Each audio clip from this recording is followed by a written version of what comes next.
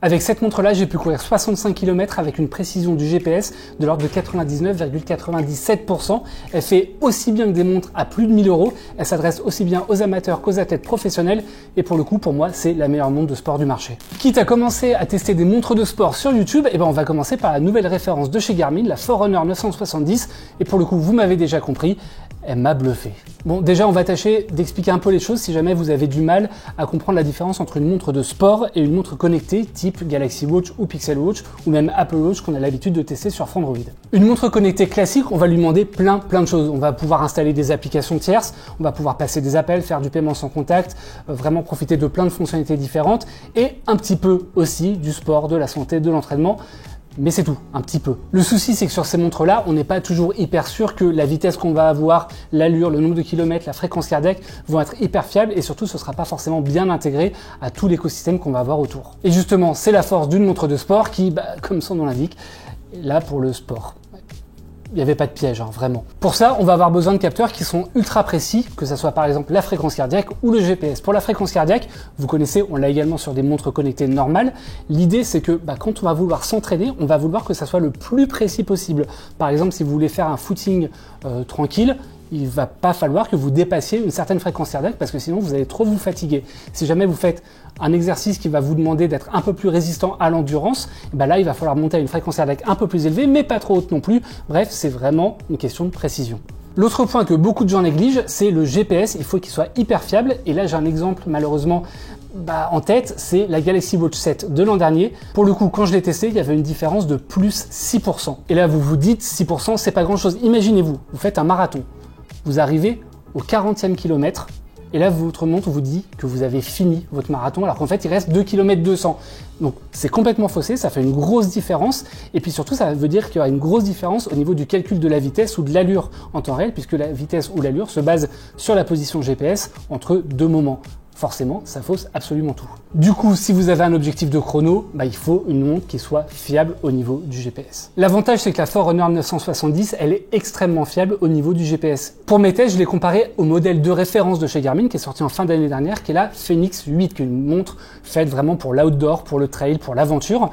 Et en testant en course à pied les deux montres dans des environnements complètement différents, au total, j'ai couru plus de 65 km avec une différence entre les deux montres qui était mesurée de 20 mètres. Donc un écart de 0,03%, autant dire qu'il y a une fiabilité de 99,97%. Pour le suivi cardio, j'ai comparé cette fois à une ceinture de fréquence cardiaque de chez Polar, qui pour le coup est une référence, puisque c'est pas uniquement une analyse de la fréquence cardiaque via un capteur optique, mais une analyse du signal électrique du cœur. C'est un électrocardiogramme en fait. Et là, encore une fois, on a un suivi qui est très précis. C'est surtout hyper efficace sur les séances d'endurance classiques quand on n'a pas de grosses variations. Il y a un peu plus de mal, mais ça reste très correct sur les séances avec des intervalles très rapides et beaucoup de variations. Mais encore une fois, ça reste très bon. En plus du suivi GPS et du cardio, une montre de sport, on va pouvoir la personnaliser pour avoir différentes données qui vont être affichées à l'entraînement et programmer des entraînements qui sont un peu plus complexes. Pour le premier point, l'idée c'est qu'on va avoir un écran sur lequel on pourra choisir quelles sont les données qui nous intéressent. On va avoir différents écrans, on va pouvoir naviguer entre les uns et les autres et avoir directement sous les yeux les données qui nous intéressent pour telle ou telle séance. Pour le second point, l'idée c'est de pouvoir programmer une séance qui va être un peu plus complexe. Par exemple, faire 20 minutes d'échauffement avec une zone de fréquence cardiaque tranquille, puis 400 mètres à bloc, puis 100 mètres de récupération, puis 400 mètres à bloc. Tout ça enchaîné 10 fois par exemple.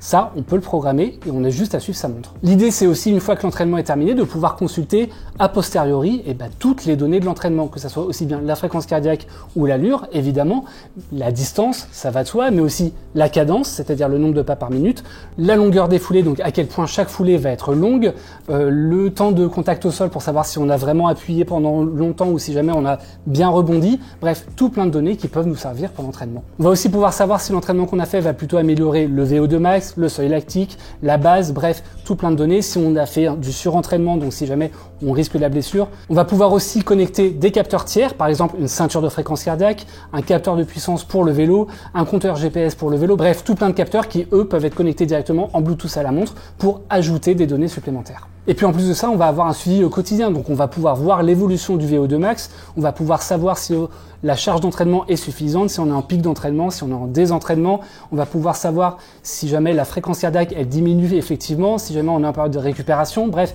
tout plein de données qui peuvent être hyper utiles. Et évidemment tout ça on va le retrouver sur toutes les montres de sport, non seulement celle de Garmin mais un peu celle de tous les autres constructeurs puisque très franchement c'est un peu la base qu'on demande à une montre de sport. Mais là où la Forerunner 970 va un peu plus loin, c'est que contrairement à pas mal de montres de sport, elle propose vraiment des fonctionnalités de montre connectée classique. Par exemple, on va pouvoir s'en servir pour du paiement sans contact puisqu'on a Garmin Pay qui va fonctionner aussi bien que Apple Pay sur une Apple Watch par exemple. On a un micro et un haut-parleur, donc on va aussi pouvoir répondre à des appels directement depuis sa montre. On a un écran tactile, donc on n'est pas obligé d'utiliser les boutons pour naviguer dans l'interface. On va pouvoir stocker de la musique aussi puisque non seulement on peut stocker des MP3, mais il y a des applications tierces pour Spotify, Deezer, Amazon Music, YouTube Music. Et bien évidemment, on va recevoir également les notifications qui viennent du téléphone et on pourra également, sur un smartphone Android uniquement, répondre à des messages WhatsApp par exemple. Mais personnellement, une des fonctions que je trouve le plus pratique en dehors du sport sur la Forerunner 970, c'est ça.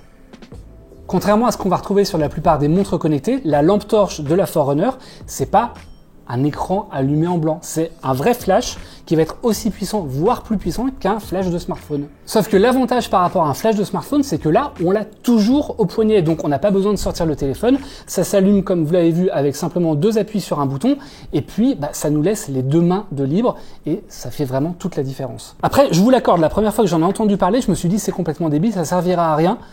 Je m'en sers tous les 2 jours minimum. Et pour le coup, je l'avais également sur la Fenix 8 avant. Je m'en sers absolument tout le temps. C'est la fonction phare pour moi des dernières montres Garmin sur le haut de gamme. Je m'en sers le matin pour aller chercher mes chaussettes dans le tiroir alors que ma copine est en train de dormir. Je m'en sers la nuit pour aller aux toilettes. Je m'en sers même pour aller courir lorsque j'ai oublié ma frontale. Ça m'a sauvé cet hiver pour aller courir et justement éclairer quand même le chemin devant moi parce que la lampe elle est hyper bien positionnée pour voir le chemin devant. Alors évidemment ça va réduire l'autonomie mais ça fonctionne hyper bien et je peux plus m'en passer. Maintenant qu'on en arrive là dans la vidéo, il y a un point que je vous ai pas encore expliqué, c'est l'archi-domination de Garmin sur le marché des montres de sport. Évidemment il y a d'autres marques, on pense à Coros, à Amazfit, à Suunto, à Polar, mais Garmin pour le coup c'est vraiment pas une marque comme les autres. Garmin c'est 70% du marché des montres de sport. Tant et si bien qu'il y a beaucoup de sportifs qui disent même pas je veux une montre de sport, ils disent je veux une Garmin parce qu'ils pensent même pas aux autres marques. Alors que pour le coup Garmin, c'est vraiment les montres les plus chères du marché, ils le savent. Ils proposent à fonctionnalité égale des prix qui sont souvent bien supérieurs à ceux de Coros ou de Suunto par exemple. Et puis en plus de ça, Garmin ils sont présents sur absolument tous les segments des montres de sport, aussi bien sur les montres fitness avec les gammes Vivoactive et Venue qui sont un peu les moins chères. Ensuite, on a les montres outdoor, trail, aventure, les gammes Fenix, enduro. Et puis au milieu, on a les Forerunner qui sont les montres course à pied et triathlon. Et justement, le point fort de la Forerunner 970, c'est que même si c'est une montre qui est positionnée pour le triathlon et le running, en fait, elle embarque beaucoup de fonctionnalités qu'on va retrouver d'habitude chez Garmin que sur les montres de sport extérieur, outdoor, trail, sur les Fenix, les modèles les plus haut de gamme. En fait, à plus d'un titre, la Garmin Forerunner 970, c'est une Garmin Fenix 8, mais simplement moins chère, plus légère et plus fine, donc plus confortable. Déjà, certes, on a un boîtier qui est majoritairement en plastique, mais par contre, ça ne veut pas dire qu'il n'est pas durable. Au contraire, on va avoir une lunette en titane autour de l'écran pour le protéger, et puis on a même du verre saphir qui va permettre d'éviter les rayures sur l'écran, ce qui est très pratique et qu'on retrouvait jusqu'à présent uniquement sur les modèles Fenix, donc les modèles les plus haut de gamme.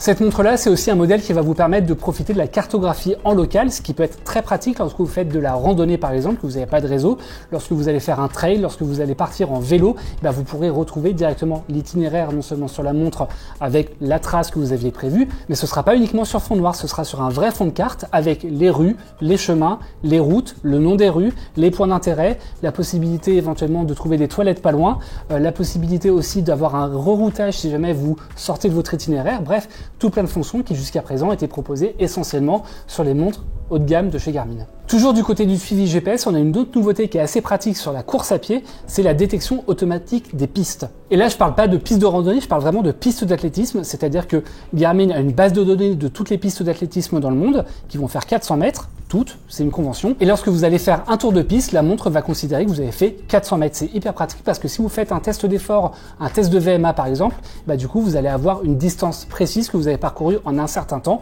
Ça peut être très pratique pour pas se fonder uniquement sur le GPS qui peut être malgré tout parfois un peu approximatif. Puis comme sur pas mal de montres connectées haut de gamme, on va aussi avoir droit à un électrocardiogramme qui va vous permettre de mesurer l'activité électrique de votre cœur. Il est certifié par l'Union européenne, donc il n'y a absolument aucun souci.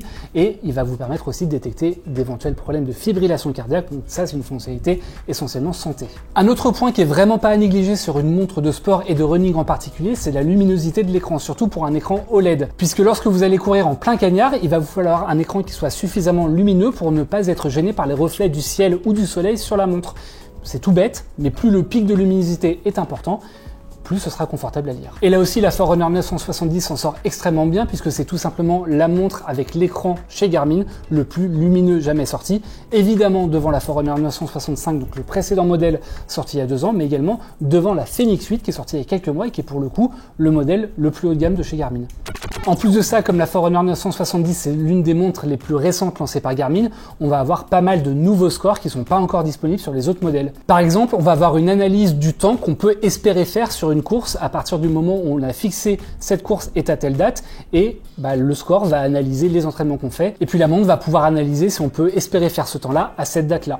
Ça peut être assez pratique. Une autre nouveauté, c'est le score de tolérance de course qui va vous indiquer chaque semaine quel est le nombre de kilomètres que vous pouvez faire sans espérer vous blesser.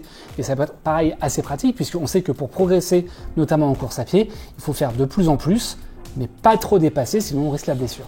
Ensuite, et c'est là que le bas blesse un petit peu, on y reviendra plus tard, on a 2 nouveaux scores qui sont proposés aussi, c'est la perte de vitesse d'impact au sol et l'économie de course. Pour vous la faire simple, c'est 2 scores qui vont vous dire à quel point vous allez vous fatiguer lorsque vous courez. Le souci, c'est que pour avoir ces 2 données-là, qui sont des nouveautés de la Forerunner 970, il va vous falloir une ceinture cardiaque externe que vous allez acheter en plus, la Garmin HRM 600, qui est vendue 170 €. En gros, Garmin vous dit comment vous courez, mais si vous voulez avoir absolument toutes les infos, c'est 170 € de plus. Surtout que la montre en elle-même, elle n'est pas donnée 750 €, c'est ce qu'il va falloir payer pour profiter de ce que Garmin fait de mieux. Ça reste un très gros billet, même pour une montre de sport, même pour une très bonne montre de sport, et même pour une montre de sport qui est à certains égards aussi bonne qu'une montre Fenix 8, le plus haut de gamme de chez Garmin.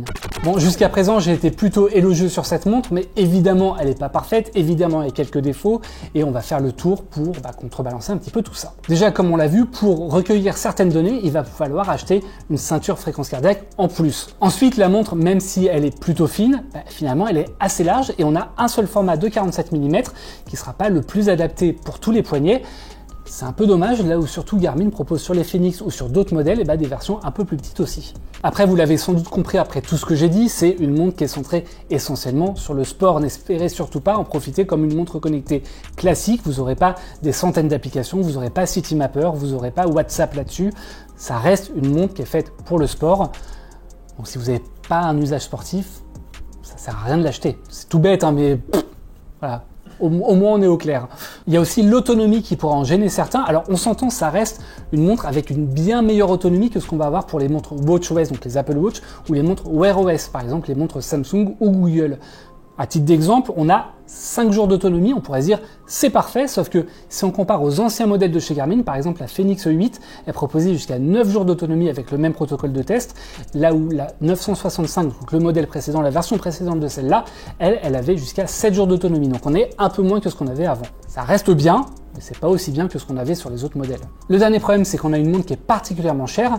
Garmin est leader sur le segment des montres de sport, ils le savent, et pour le coup, ils en profitent pour proposer des montres plus chères que la concurrence à fonctionnalité égale. Là, par exemple, on a ce que je considère comme étant la meilleure montre de running du marché, qui est proposée à 750 €. Alors certes, c'est moins que les 1000 € de la Fenix 8, ok, mais si on compare avec d'autres montres, d'autres marques qui, elles, proposent de la cartographie, par exemple chez Coros, chez Suunto, chez Polar, ça coûte 350 € de moins, puisqu'on a ces montres-là autour de 400 €. Après, le prix, il est élevé, mais je considère que c'est la meilleure montre de running du marché. Pourquoi? Parce qu'elle a un écran qui est hyper lumineux, elle a une lampe torche qui est hyper efficace, on va avoir d'autres applications en plus, on va avoir le support de la musique, y compris des plateformes de streaming. Bref, on a beaucoup de fonctionnalités qu'on va pas retrouver sur d'autres montres de sport. Voilà. C'est à peser évidemment. J'espère que ce test vous aura plu. N'hésitez pas à me dire en commentaire si jamais ça vous a intéressé, parce que c'est la première fois qu'on teste une montre de sport sur Frandroid en vidéo en tout cas. On a évidemment beaucoup de tests par écrit sur frandroid.com, vous pouvez tous les retrouver. N'hésitez pas à nous dire si vous voulez davantage de tests de montres de sport aussi, à nous dire un petit peu ce que vous en pensez. On lira vos retours, moi ça m'intéresse énormément. Et évidemment, moi je vous retrouve pour une prochaine vidéo. Je vous dis à toutes et à tous à bientôt sur Frandroid.